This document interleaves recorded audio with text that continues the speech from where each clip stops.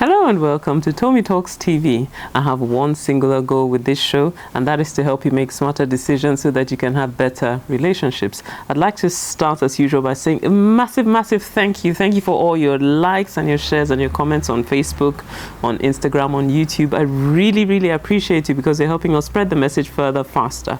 So thank you very much indeed. Now today I'm going to take another one of your questions, and it goes like this. I have been in a godly relationship without sex for about 6 months, and my partner just secured a job, but the salary isn't really a large amount. His plan is to get married to me before the year runs out or before Easter next year. I don't know whether I should go ahead and agree with his plan or not, because I feel he isn't financially strong enough to start a family, and I'm in my final year in university. I don't want to be a burden to him. I love him so much. What should I do? Now, first of all, let me say congratulations that you found an amazing relationship. You found a godly relationship, and it's quite clear to me that both of you want to do this right. You want to build, the right kind of marriage and the right kind of future for each other. I would say that I do agree with you that you need to be mindful of how you take steps forward in terms of getting married if you feel like at this stage you're not yet financially secure, because as you're saying, if he's just started working and his income is probably not yet enough to support a family, you might end up putting yourselves under financial stress that is unnecessary if you take the plunge now, because not only do you have to pay for the wedding, but then you have to think about your marriage after the wedding. So what do I suggest? Let me read this scripture for you in Proverbs chapter 24 and verses 3-4. It says, "By wisdom a house is built, and by understanding it is established. By knowledge the rooms are filled with all precious and pleasant riches." So what I would say is this.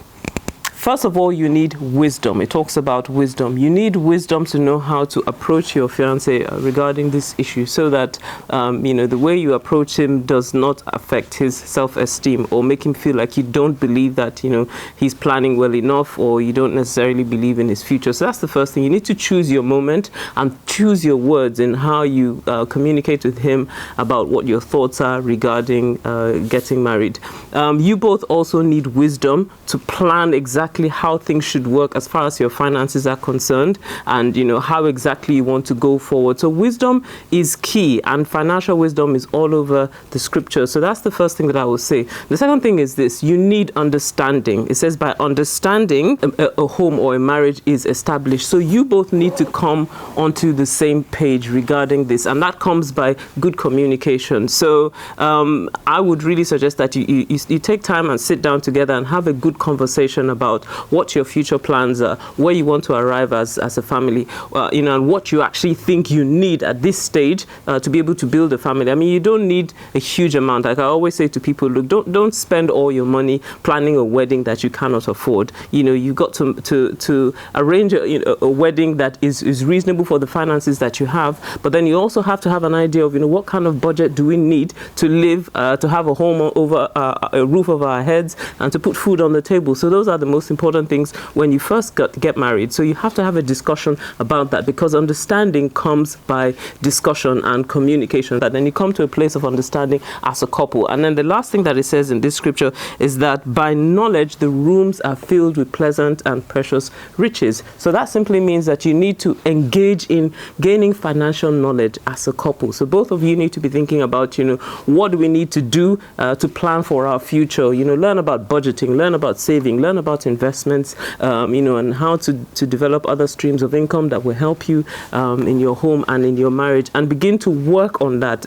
I always say that there is no excuse for financial illiteracy in this day and age. So take the time and develop yourselves. I mean, you may not necessarily be there today, but if you're both working together to gain the financial knowledge you need to take you into the future that God has planned for you, to make all the difference in the world. So essentially what I'm saying is this: take the time, approach it with wisdom, come to an understanding with him, and between the two of you, as you build up yourselves in knowledge, you will come to a place where things work for you. But, as I said to you, at this particular point in time, you need to be thinking about, what kind of plan do we have in place, and when would it be reasonable for us to actually get married? Because as long as you set a target for yourselves and say, well, this is how long it will take us to get to that place, then at least you know what you're both working towards. And I think that will be encouraging to him. Well, I hope this has helped you. If this has helped you, then please leave me a message on Facebook, on Instagram or YouTube, or wherever it is you're watching. And if you've got a question you'd like me to answer, then head on over to tommytalks.com/ask, and I'll answer your question next time. See you next time. Bye-bye.